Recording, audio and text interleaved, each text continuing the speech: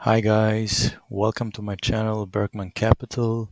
Today I would like to talk about the Nasdaq 100 ETF, QQQ, and SPY, S&P 500, and then I would like to deep dive into some individual stocks like NVDA, SMCI, PLTR, and Google. So I would like to have here some technical analysis to show you my ideas, where are we standing, and what can happen next. So let's dive into the next analysis. QQQ Nasdaq 100 ETF. So we had on Monday a sharp sell-off. Let's look at the daily chart.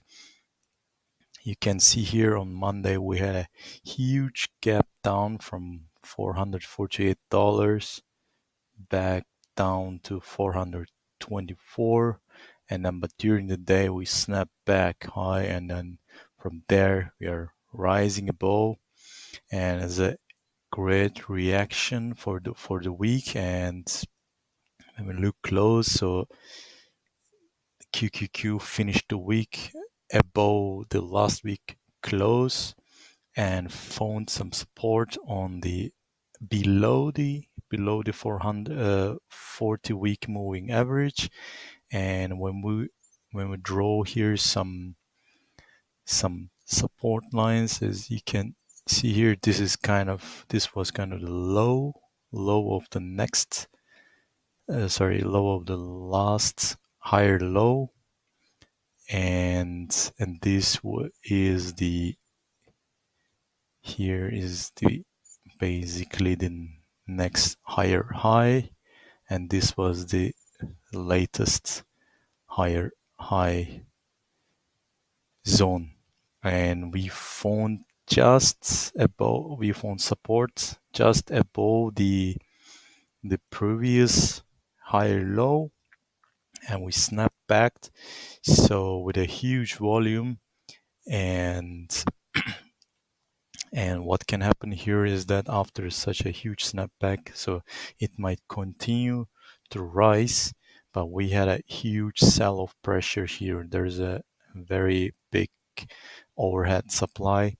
So I would go for here short-term swing trade from here, and so we can expect kind of like 10% rise, and then kind of take profit level somewhere around here.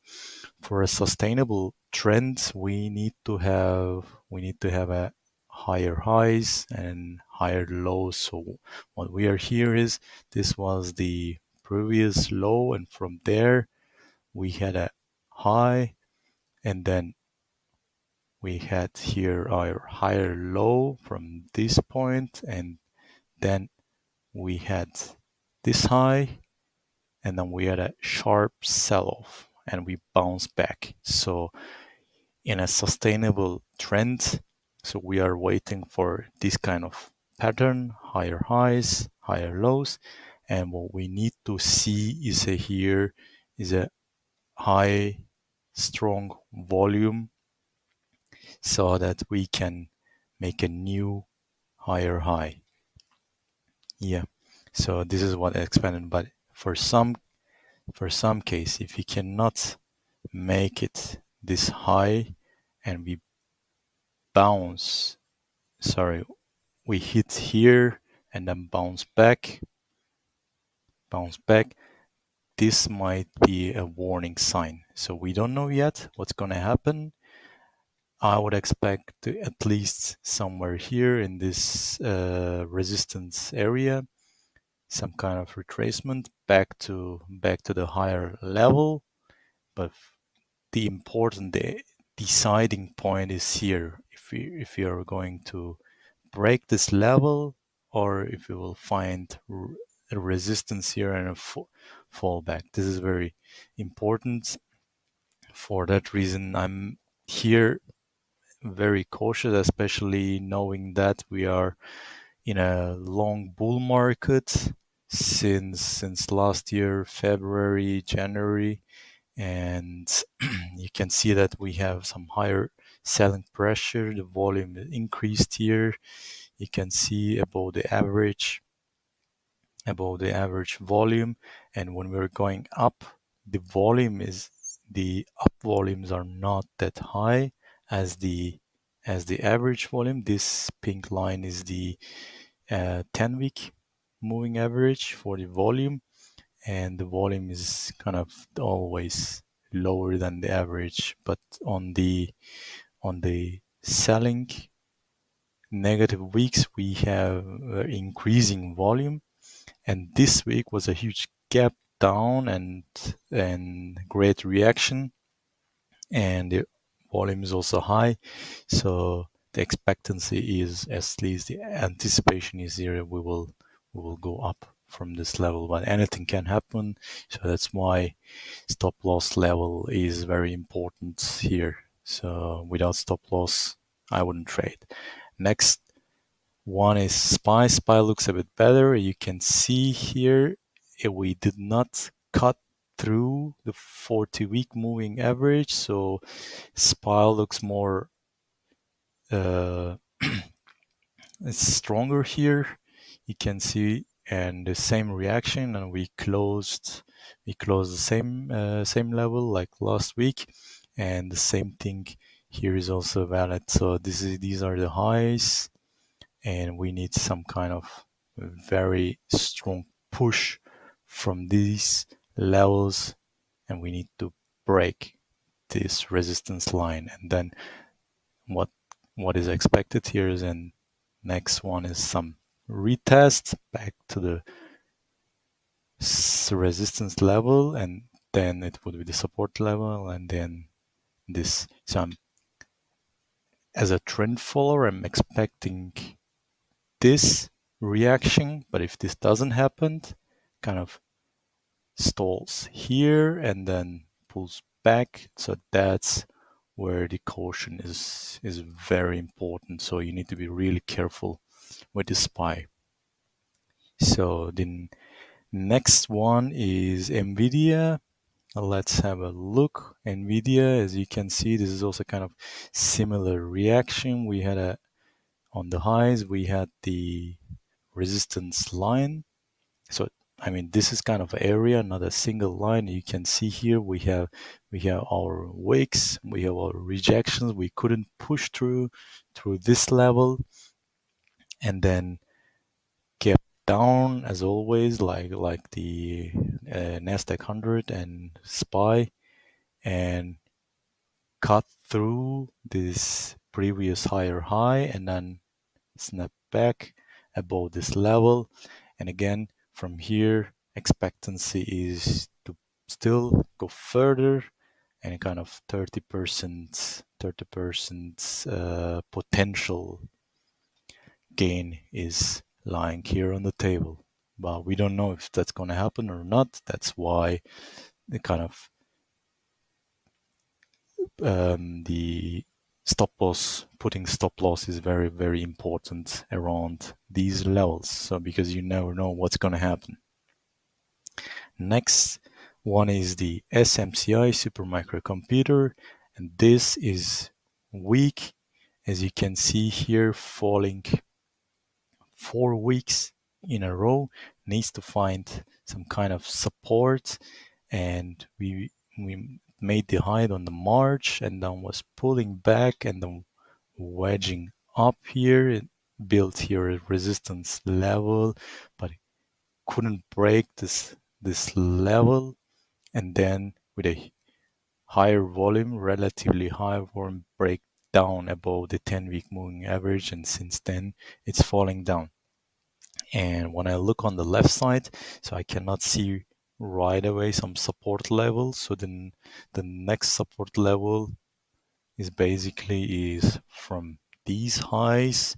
So what I'm expecting is here to find some support around these levels. So this is very weak and also above 40-week moving average. I would be careful with this one, and I wouldn't touch for now. Next one is Palantir. Palantir is in a great shape here. 40-week moving average is sloping upwards, had a breakout here in the March, and since then it's 218% up. And as you can see here, always found support around 40-week moving average somewhere here, and again here with the sell-off found support at the 40-week moving average and snap back to the highs, new highs. And here, this is, you can see here, this was the resistance level, and then later the support level, and then found the support here and snap back with the earnings. However, this was a bit tricky when you look at on the daily. You could have entered here, basically when you go back to 15-minute charts. So it could be kind of a nice risk reward level with 5%. We could have gone to 33%. It was a nice risk reward, but the risky thing here is that it was just one day before the earnings. If you know the company and if you believe the fundamentals, you could have entered here on this day somewhere here, and you could have enjoyed this ride. But on this level, I'm just looking at the trend. So on the lower side, it's kind of respecting 40-week moving average, or this trend line. And on the higher side, it's respecting this trend line. And if the price goes through above these levels, so it's kind of telling me to sell if you entered earlier. But what I would expect here to enter early, to kind of pull back either sideways or kind of slope downward very slightly and then go upwards. So with that, I would kind of manage my risk, and then I would like to enter. But here it's very huge candle. It's very difficult to manage the risk here. But when you look like that, we have still kind of 30% potential gains here. So yeah, Palantir looks not bad. Next stock is Google.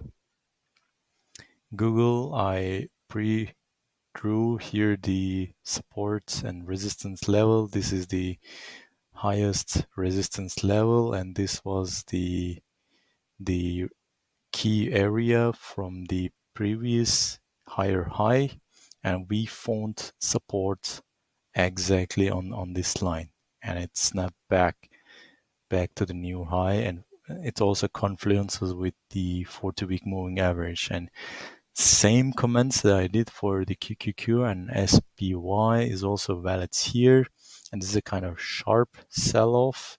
What I would expect here is a kind of consolidation, and kind of consolidation on the sideway, and then goes up.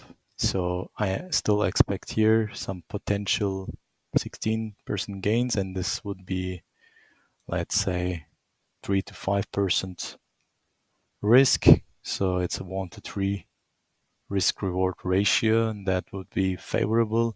But we need some kind of a consolidation and then push back to above these level.